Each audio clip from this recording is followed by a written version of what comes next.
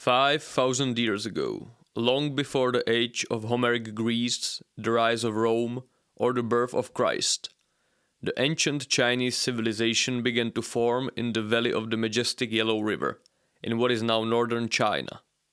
Characterized by its phenomenal endurance and longevity, its insularity from most other major world civilizations, and the biological vitality of the Han Chinese ethnicity. The story of the Middle Kingdom continues for what seems like an eternity.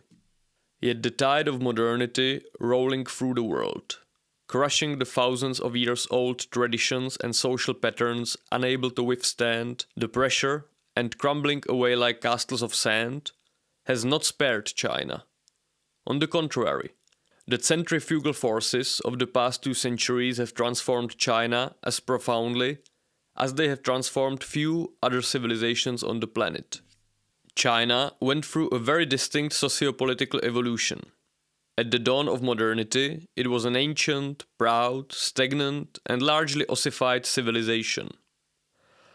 While the Chinese considered themselves civilizationally superior to the barbarians coming from lands beyond the mountains and oceans, they were no longer able to keep up with the dynamism of the Westerners, nor the Japanese, who managed to successfully adapt to the technological and economic trends from the West, and for some time eclipsed the Chinese as the most important power of the Far East. This period meant a great deal of humiliation for the Chinese. Ancient China is one of the places on earth where agriculture was indigenously adopted. From the Chinese core, agricultural knowledge as well as other benchmarks of civilization, such as the writing system, ethical and philosophical ideas, and a system of governance, spread to other East Asian lands, such as Korea, Japan, and Vietnam. Together with geographic insulation in the form of impenetrable mountains and the deserts shielding the Chinese from other major civilizations in the West, except for the northern frontier where Chinese lands bordered the nomadic barbarians of the Eurasian steppe, this instilled in the Chinese a deep-seated belief in their natural and unshakable position at the top of the civilizational hierarchy. But in the 19th and especially the 20th century, this belief was shaken to its core by the uncompromising reality check of history. While the Middle Kingdom history almost seemed to stop for a long time, the same could not be said of the rest of the world. The contact with scientifically and economically much superior Westerners sent the traditional Confucianism-based Chinese civilization into a process of disintegration. The civilizational void longed to be filled by something, and it was filled by another import from the West: communism. For several decades, China was transformed by the ruthless revolutionary forces of Marxism with specific Chinese characteristics. But after several decades came yet another break, as the Maoist orthodoxy was abandoned for what turned out to be essentially a very dynamic version of capitalism, once again with many specific Chinese characteristics. The results of this evolution have, without any exaggeration, been probably the most impactful change in the world economic and geopolitical order in our lifetimes. A combination of Chinese demographic mass, an obsession with educational excellence, and the adoption of Western scientific and economic techniques had made China into a true powerhouse and a real contender to Western, and specifically American, economic and geopolitical preeminence in world affairs. In terms of nominal GDP, China is the second largest economy on the planet. In terms of GDP measured in purchasing power parity, it has been the largest since 2016. It is the largest industrial producer and the largest exporter of goods. Yet underneath this undoubtedly staggering success, darker societal clouds are gathering on the eastern horizon. The breakneck pace of modernization, made distinct from its civilizationally closed East Asian tiger peers by the social upheavals of the communist intermezzo, has created a highly specific mix of conditions that has resulted in what I would consider the most toxic and dysfunctional sex relations out of all the major world countries and civilizations. Consequently, Chinese demographics are on the brink of a gargantuan collapse. one that will likely mean the most significant population drop in absolute numbers seen in human history. Hundreds and hundreds of millions more Chinese will die than will be born during this century, if the trends do not change. And they are not about to change anytime soon. Let's find out why.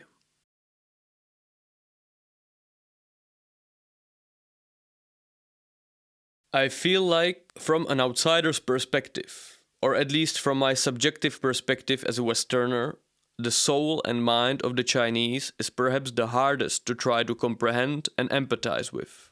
It is truly a very alien civilization to us. Now, first of all, Chinese civilization is characterized by a lack of religion, or at least what is commonly perceived as religion by most definitions. Confucianism, the most formative of the ethical systems prevalent in China, does not provide any god or gods to adhere to, any idea of an afterlife or reincarnation, or any systematically organized clergy or priest class. It can be characterized as an ethical system, a code of behavior that is first and foremost concerned with social harmony.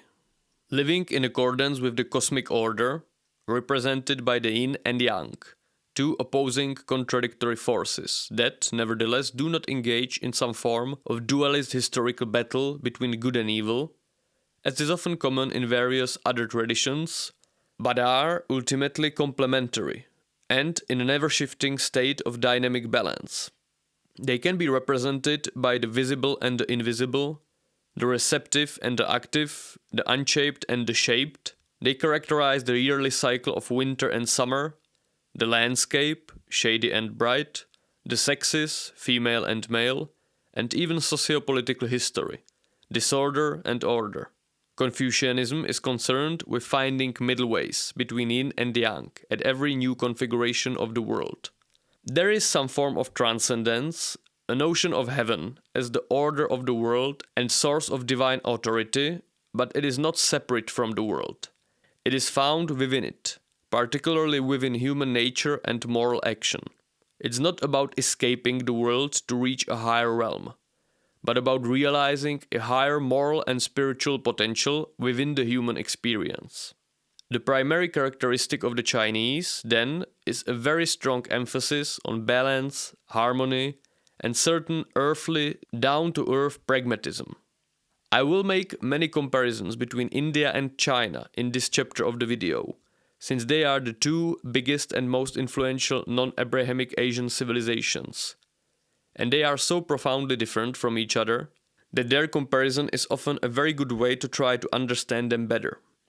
Both China and India, specifically the fertile valleys of their rivers such as the Yellow River or the Indus and Ganga, have been densely populated since time immemorial, as they are both geographically well suited for agriculture that has been practiced there for thousands and thousands of years. In pre-modern times, which in this context basically means up to the 20th century, famine was a devastating and common occurrence. While Indian religious thought seems to reach almost a perfection in terms of spiritual escapism and finding ways of inner coping with the harshness of the material sphere, without necessarily having a lot of forces left for the shaping and betterment of worldly affairs, the Chinese went the opposite way, developing ethical frameworks to enable them to coexist as smoothly as possible in the material sphere. Dealing too much with otherworldly and over-intellectualized metaphysics is, to a large extent, a waste of time. What matters is living and behaving the right way here, in your community and your social context. One of the fundamental tenets of the Chinese worldview is a certain deep-rooted, all-encompassing collectivism. Individualism has very little bearing on the Chinese, which puts them on the opposite end of the spectrum from Westerners, especially the Protestant nations. There is also Taoism, likely the second most important philosophical tradition in Chinese history, which seems to be less concerned with political and social order and more focused on individual ways and practices. It was traditionally prevalent among the wealthier, aristocratic and well-to-do gentry classes, but it shares the same fundamental ambivalence in terms of its actual religiosity as Confucianism does. Now, another crucial element that distinguishes the Chinese from the Indians is the perception of time. Indians have traditionally perceived time as cyclical and non-linear. Historical thinking, the notion that history moves from point A to point B, was thus very alien to them. In contrast, the Chinese are some of the most historically conscious people. Ancestor worship and the mythologization of ancient ruling dynasties were cornerstones of classical Chinese morality. While traditional Chinese ethical systems lacked the religious concepts of an afterlife, it was nevertheless present in the more secular form of ancestor worship, which made the presence of previous generations felt in everyday life. It is thus no coincidence that Western philosophical schools, preoccupied with the meaning of history, Hegel and later of course Marxism, found eager listeners among the Chinese. The time consciousness can also be observed in traditional burial practices. While Indians cremate their deceased, symbolically erasing them from history altogether, the Chinese have traditionally buried their dead. Even though today cremation is increasingly popular due to the waning of traditional customs and practical concerns like the scarcity of burial land in huge metropolitan areas. So, we can already see two aspects of Chinese mentality that make the adoption of Marxism in the modern period make sense: time consciousness and social collectivism. While one should, of course, be careful with applying modern Western 19th century terms to describe completely different societies, many scholars have noted that certain socialistic or egalitarian policies were not uncommon in Chinese history. And Chinese ruling classes were historically relatively hostile toward commerce and profit-motivated merchant classes. This was especially prevalent in the northern Chinese heartlands, while in the south of the country, which was assimilated into the Chinese cultural sphere significantly later, commerce had a much better position. The influence of this north-south divide can be seen even today, with the majority of the economically most dynamic parts of China located in the southern half of the country, roughly from the Yangtze River Valley down. Then there is the family system. You chats thought I'd make a comeback video after half a year and not mention Tot? Think twice. The Chinese family system was that of an exogamous communitarian family, historically prevalent across vast stretches of Eurasia, from Eastern Europe all the way to China and North India. All the sons with their families lived under the authority of the patriarchal father in the same household. Inheritance was egalitarian. All sons got an equal share. In Todd's traditional analysis, this instills in the population the dual values of authority and equality, an ideal combination for communist regimes. However, I want to delve primarily into the area of Chinese sex relations, since that will be the main gist of this video. The traditional Chinese family system is one in which the position of women was very low, together with areas of northern India, possibly the lowest in the world. Chinese clans were deeply patriarchal. Sons were seen as the ones continuing family history, while daughters were simply married away to different clans, in marriages arranged by the patriarchs. Traditionally, the groom's family paid a hefty dowry to the bride's family, which made the whole affair very transactional. Women were groomed to be married away for a price. If any meaningful education was to be provided to a child in the family, it was only for the boys. Large age differences between spouses were not uncommon, another anthropological sign of low female status. The most obvious symptom of this was the relatively widespread female infanticide. Now, I have already made videos on the demographics of both East Asia as a whole and South Korea. Many of the arguments presented in those videos, especially the Korean one, are applicable to China as well, since China is the primary source of many of those cultural patterns. So, I will now just briefly reiterate some of the most important points. In Chinese society, infanticide was never deemed as completely morally unacceptable as it was in Western Abrahamic traditions. While Chinese society was, of course, fundamentally pro-natalist, no agricultural antinatalist society could possibly survive for 5,000 years. Its version of pronatalism could maybe be called conditioned pronatalism. In good times, children were a blessing, and you wanted to have more. But in times of poverty and potential famine, The values of communitarianism and social harmony permitted the practice of infanticide, which was made taboo in the more individualistic West by Christianity, which deemed every individual life as sacred. And the practice of infanticide, of course, overwhelmingly affected female babies. This was governed by a certain cold rationality of agricultural life. When push comes to shove, male children are simply more valuable than female children in the manually demanding agricultural world, due to their physical strength and endurance. The institutional embedding of higher male status is usually strongest in those areas where agriculture has been practiced for longest. Since the need to regulate the passing of property from generation to generation, the main force behind the initial genesis of primogeniture, only arose when people became sedentary and could thus own land and buildings that could be inherited. But it would be simplistic to paint Chinese women purely as victims of patriarchal oppression. Within the confines of family life, Chinese women held considerable power. Young Chinese women, married away to other families, often underwent considerable hardships, but they usually feared their mother-in-law the most, more than their husband or father-in-law. The infamous practice of food binding, common in China, was usually overseen by the mother-in-law. It can be said that the male and female spheres of life were somewhat divided. Each sex had its own sphere of influence.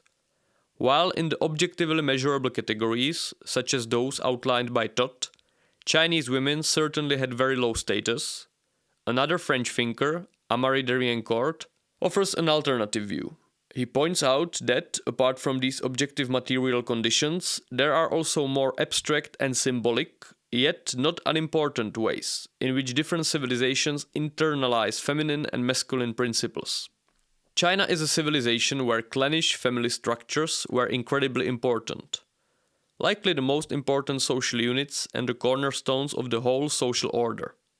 This remained unchanged for thousands of years, until the dawn of the 20th century. In any society where family and kin relations are of utmost importance, women by default play an important, irreplaceable role. The large role traditional Chinese thinking, both Confucianism and Taoism, placed on harmony with nature, seeing humans as an integral part of it and viewing harmony between humanity and the natural world as essential for both individual and societal well-being, also aligns well with the complementarity between male and female principles. Women are closer to the natural cycle of life. While the life of a woman is regulated by biological milestones, menstruation, pregnancy, birth, and then menopause, the life of a man lacks any clear biological boundaries and is much more dependent on socially constructed rites of passage to guide him through life. The most masculine societies were always the nomadic ones, which often looked down on working the soil as a feminine way of life altogether. So, for thousands of years, the eternal opposing forces of yin and yang, the male and female principles, were in some sort of dynamic balance in China, until modernity stormed in like a hurricane and tore the whole thing down.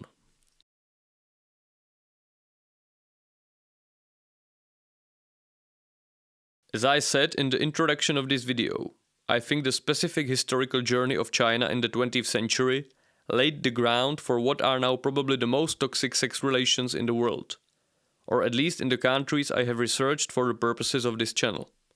Let's briefly go through the sociopolitical history of Chinese demographic and societal affairs in the 20th century, while trying to integrate the more abstract and theoretical frameworks from the previous chapter. After decades of chaotic civil war and partial Japanese occupation, Mao Zedong's communists firmly took power in 1949. One of the landmark characteristics of communist regimes almost everywhere, especially in their initial revolutionary periods, is an effort to break down family structures and the traditional gender roles they reinforce and to put all citizens, men and women alike, into the workforce. You had a diminished private family space, with people spending most of their time in communal facilities where even meals were taken together, and all that jazz. The Chinese regime was no different. One of its defining features, arguably more so than in countries like the Soviet Union, was that it leaned most heavily on what can be called the rural proletariat, Since China was still a pre-industrial country, the masses of urban industrial workers were simply not numerous enough to form the backbone of the regime, as originally envisioned by Marx, who, of course, never had countries like Russia or China in mind when he designed his ideology. Back then, China was still predominantly a rural agrarian society, with urban population at merely 10 to 20%, and the fertility rate reflected that, around 5 to 6 children per woman. There was a sudden decline in the late 1950s and early 1960s, due to the so-called Great Leap Forward, a campaign led by the Communist Party from 1958 to 1962, aimed at rapidly industrializing the nation and transitioning to communism. It involved the collectivization of agriculture into people's communes and a focus on steel production, but ultimately resulted in widespread famine and economic disaster. The fertility rate was temporarily decreased to 4 children per woman, before shooting up to a record high of 8.5 in 1963, as people who had postponed having kids due to the mayhem and famine were making up for lost time. In a way that echoes developments in many other poor countries in the second half of the 20th century, such as Iran, Mao was fiercely pro-natalist at first. He saw a growing population as a sign of national strength and a solution to labor shortages in agriculture caused by industrialization policies. However, the massive population growth, in combination with the famine of the Great Leap Forward, slowly but surely reinforced the voices calling for population control measures. These voices grew stronger in the 1970s, and after Mao's death in 1976, the situation became ripe for the mother of all population control policies, the infamous one-child policy. In 1978, Deng Xiaoping took power and gradually initiated the famous Chinese economic miracle, in whose shadow we are living to this day. He is generally perceived as a pragmatic man, characterized by his famous cat quote: "It doesn't matter if a cat is black or white.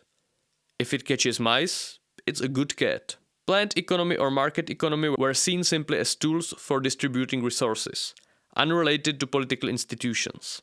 In the realm of economics, you have to hand it to Deng. The Chinese economy is no fat, lazy Garfield. It can catch some mice, all right? A similar kind of thinking was applied to population control. The population growth was seen as a water tap that could be closed when there were population pressures and opened again when the needs of the country called for it. In traditional Chinese fashion, women were compared to water, embodying qualities like gentleness, adaptability, and profound strength that could work around the firm and rigid male elements, just like a riverbed finds a new ways around an obstacle. The water tap could be closed and opened again, and the water would just flow out of it. Well, not really. The closing part worked pretty well. Fertility was already declining from the 1960s onward, as urbanization and education level rose.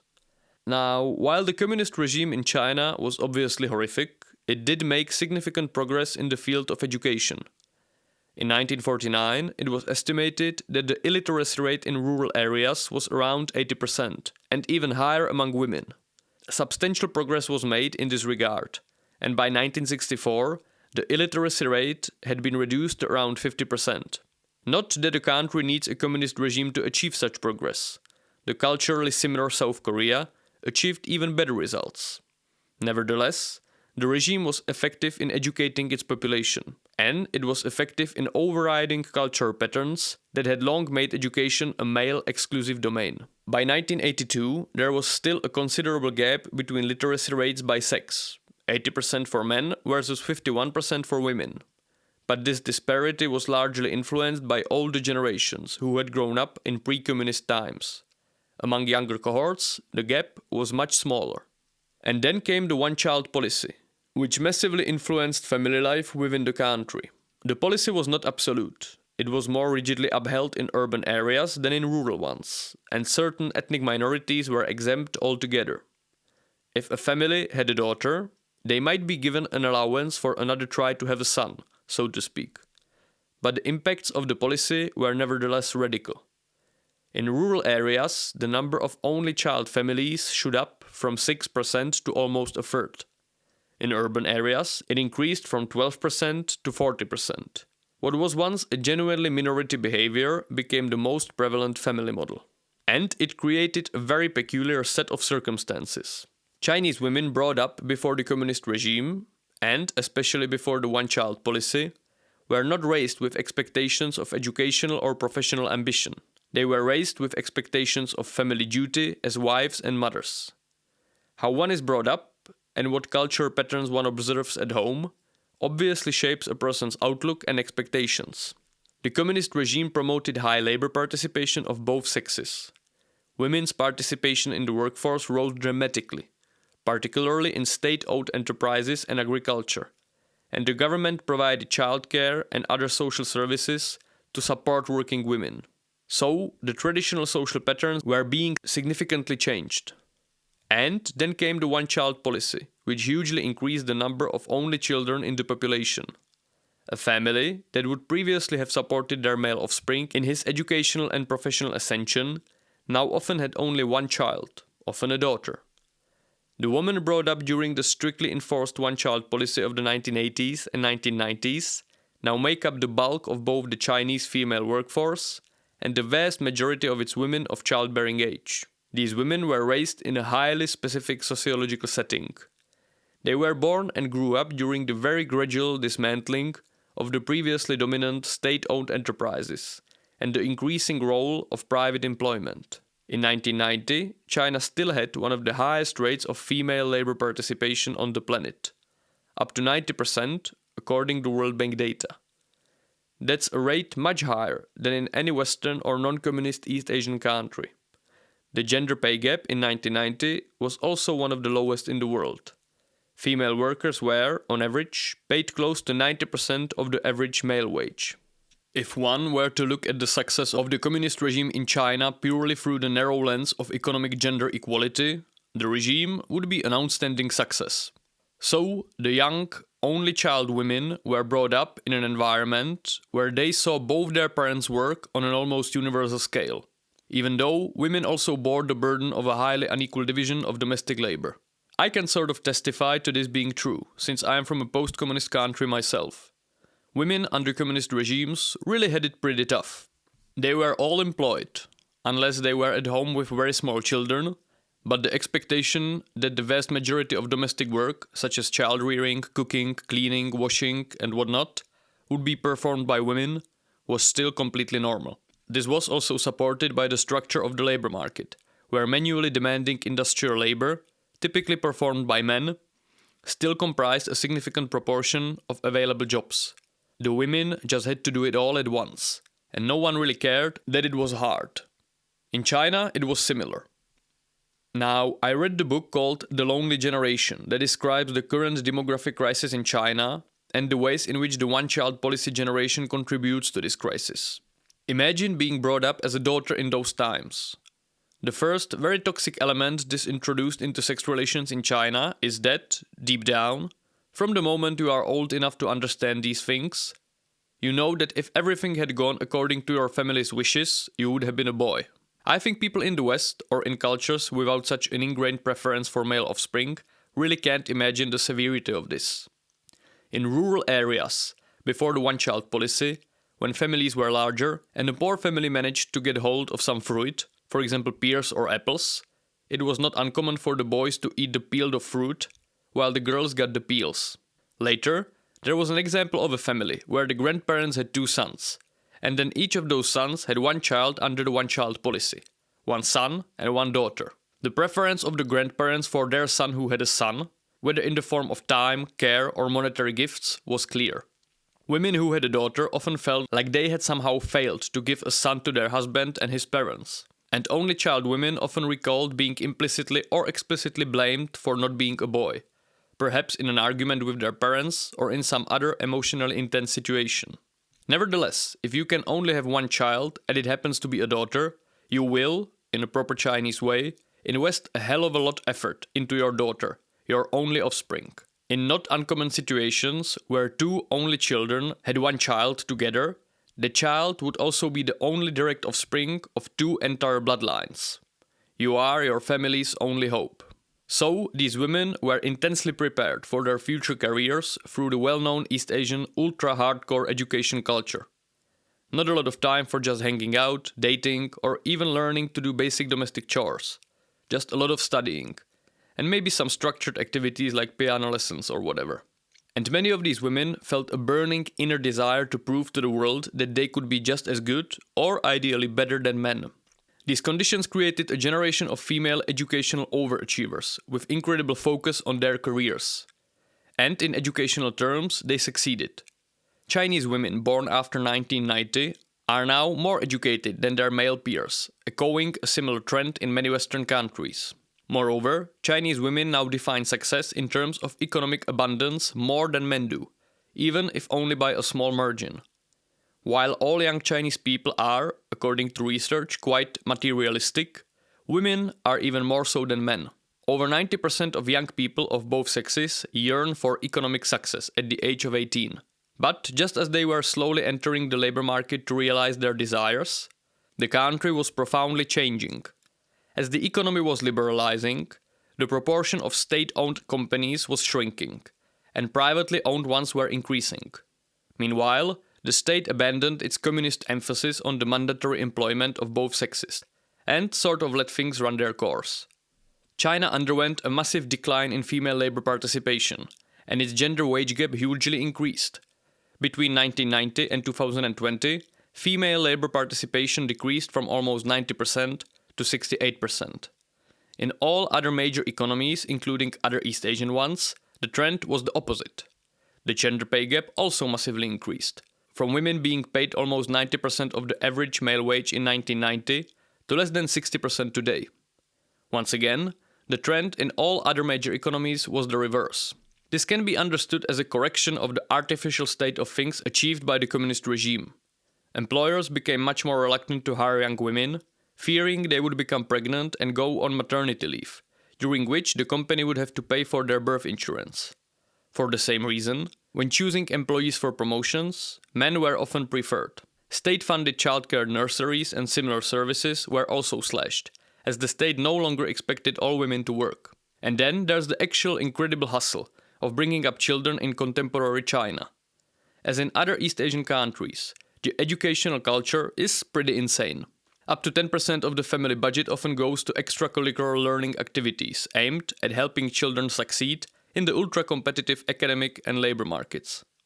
When one takes into account the amount of work connected to coordinating and scheduling all these activities, helping with homework, running the household, and possibly caring for one's own and one's husband's elderly parents, it is basically a full-time job in itself, and hardly compatible with having a regular day job at the same time. So, many Chinese women decide to leave work after they become mothers.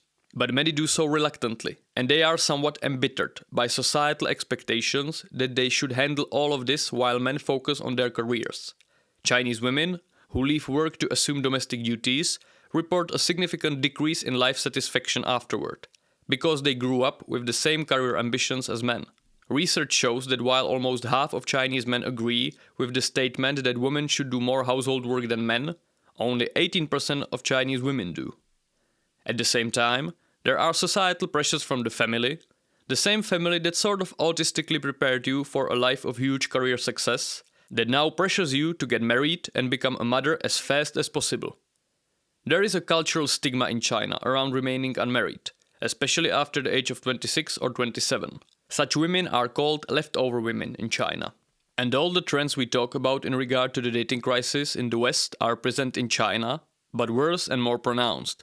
The hypergamy, the desire to marry a man with higher socioeconomic status, in combination with women being super-educated, leads to a lack of men considered desirable by these women. Since the tradition of dowry is ingrained in Chinese culture, women often have very high material expectations tied to marriage. I haven't even mentioned the obvious elephant in the room. Somewhere between 30 and 50 million surplus men in China, as a result of the one-child policy combined with a preference for male children. This led to selective abortions in better cases and outright killing of female babies in worse ones. 97% of unmarried individuals aged 28 to 48 in China are men. There is a population roughly the size of Poland of young men in China who are destined to be incels for their whole lives. which is, of course, horrendous and sad. 125 out of China's 500 million households, about 1 in 4, are now composed of single individuals. But while men are usually single involuntarily, because the women simply aren't there, women are increasingly voluntarily single. They just don't believe they can find a man they would find desirable, due to their expectations, as they are likely a bit older than the most desired age and very educated. The book was filled with stories of families trying to juggle all these massively contradictory ambitions and pressures, and it sounded like a massive pain in the ass. Many women talked about not being able to do any of the expected chores at home because they had never been prepared for them growing up. They mostly studied. That, of course, properly annoyed their husbands. There were stories of women hurrying back to work very soon after giving birth, leaving them with lasting health issues. There was a story of a woman who wanted a promotion at work so badly that she decided to simultaneously, while working and caring for her child, pursue another university degree in a college 3 hours from their home.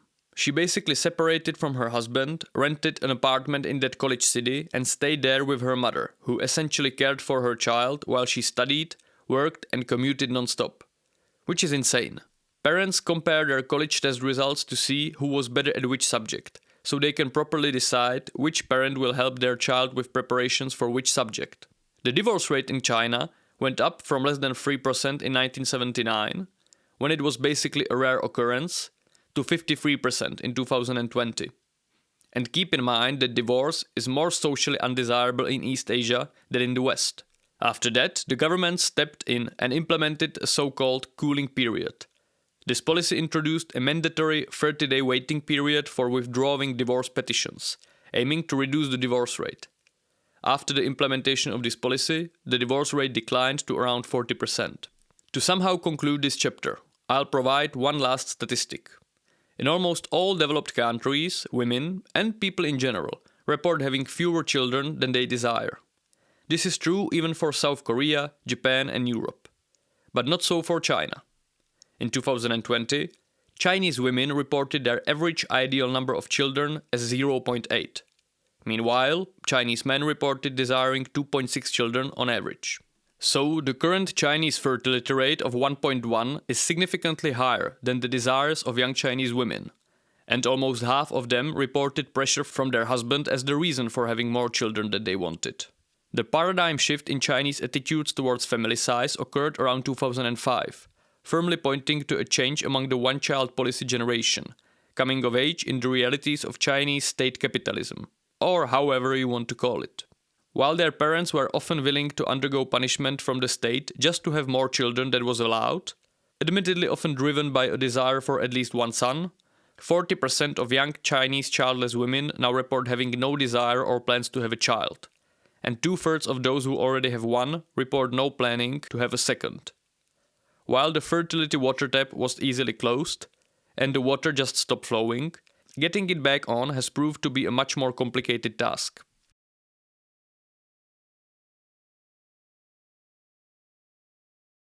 It is clear that any harmony in the relations between Chinese men and women has been completely shattered. Those values may have existed in pre-modern Chinese society, governed by the agrarian cycle and clannish family interests, but not much seems to be left intact from the old values of social harmony and balance. Such values, enforced by the shame-based Chinese culture, work in the limited social framework of one's family and village, where one is surrounded by people he intimately knows. In the modern, mass, anonymized urban society, the concept of public and social interests becomes much more abstract. How strong is the ancient value of ancestor worship and the sanctification of history if millions of bloodlines will simply end due to childlessness? More than in any other country, it seems to be true that young Chinese women simply do not want to have children, to be mothers.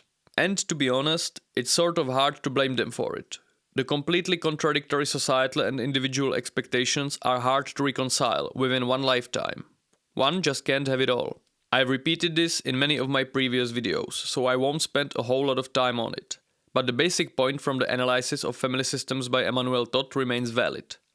In societies where the position of women was previously lower, the educational and professional emancipation of women negatively impacted fertility more harshly than in those with historically relatively more egalitarian gender relations. In the introduction of the video, I talked about the way in which different civilizations were able to internally combine masculine and feminine principles. Modern industrial societies are very bad at this, since the values venerated by them are, at their core, very masculine ones. Individualistic, competitive, output-oriented, technical, scientific, rationalist, and industrial. In East Asian societies, this is probably even more pronounced than in the West. Many has been said about the impacts of large-scale female influence on changing behaviors of a society.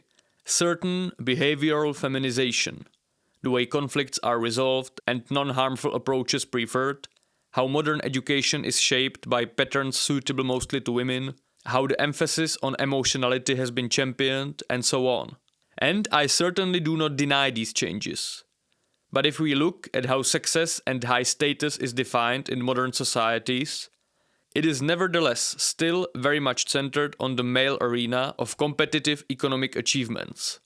Modern feminism defines female success as being successful at precisely the same things men are successful at, implicitly acknowledging that womanhood is not really enough. The revered archetype of modern successful women is a woman that made it in business, ideally in some technological field that women are usually much less represented at.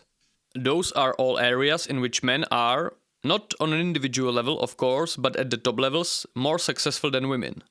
And that is very unlikely to change, since it's connected to the biological differences between the sexes. The situation basically doesn't have a solution. The most basic biological rules of life can't be changed. Men just won't ever share the burdens connected to child rearing in an equal way with women. Unless we arrive at some technological dystopia with artificial wombs and whatnot, women will still be the ones who get pregnant and give birth. And in the very first period of human life, the mother is just biologically the more important parent of the two, at least from the point of basic development of the child. If they want to have children, and society really needs them to want to have children, they will just be disadvantaged professionally. What makes China distinct from its East Asian peers is that while in countries like South Korea or Taiwan, the modernization process was supercharged but linear. From point A, very low educational levels overall, even lower for women, and very low labor participation of women, to point B, very high educational levels for all, and even higher for women, while labor participation for women, though still lower than in Western countries, was gradually increasing all the time. So modernity arrived like a hurricane and still shattered most of the previous social patterns, but it was nevertheless still somewhat more organic. In China, the modernization process was supercharged as well, but also non-linear. It went in a sort of zigzag way. A massive increase in labor participation of women for ideological reasons during the initial communist period, followed by a significant decline in the period of the so-called state capitalism, which made the whole affair even more complicated. Wait a minute, one might say. You claim that the situation in China is worse than in South Korea or Taiwan, yet the Chinese fertility rate is higher, while still very low. That is true, but it is largely due to the fact that China is still not as urbanized. Around 66% of the Chinese population lives in cities, while it's over 80% in South Korea and Taiwan, and rural areas still had somewhat higher fertility. But as the urbanization rate increases, and the drive to move to cities is very strong in China, since the whole Chinese developmental strategy was to a large extent based on the preferential development of cities, it can be reasonably presumed that the fertility rate will decline to South Korean levels in the not-so-distant future. But the most shocking black pill is the aforementioned statistic on the desired number of children and the incredible male-female difference. If the average young man would like to have 2.6 children, and the average young woman 0.8, it's a clear indication that the two sexes see the world through very different lenses. For comparison, the desired number of offspring for women and men in South Korea is 1.8 and 2 respectively, more or less in sync. One might say that this clearly illustrates the fact that for the sustainability of society, a world ordered in accordance with how Chinese men desire it is clearly much better. And that's completely true. Yet to that argument, Chinese women might respond that it's very easy for a man to say that, because some sort of societal revolution leading to lower female labor and educational participation in order to boost fertility wouldn't entail any significant sacrifice for him. His life wouldn't be significantly transformed by it. Hers would. presumably against her desires. And she would be completely correct as well. World's complicated, isn't it? If you enjoyed this video, you can subscribe to my Substack, where I publish essays in written and narrated form on a weekly basis for merely $5 a month, or even more favorably, for $30 a year. The link is in the description. Thank you. Okay, so I clearly deserve an explanation to you, my viewers, as to why I suddenly returned to YouTube after pompously announcing my departure, like 2 months ago. I won't sugarcoat anything, the job offer I received did not work out as intended. The investor funding the media project I was offered to work for changed his mind after half a year, and the thing was basically shut down. That happens. But I also genuinely missed this, believe me or not. So, from now on, I will publish a video a month, while also posting on Substack on a weekly basis. Let's go!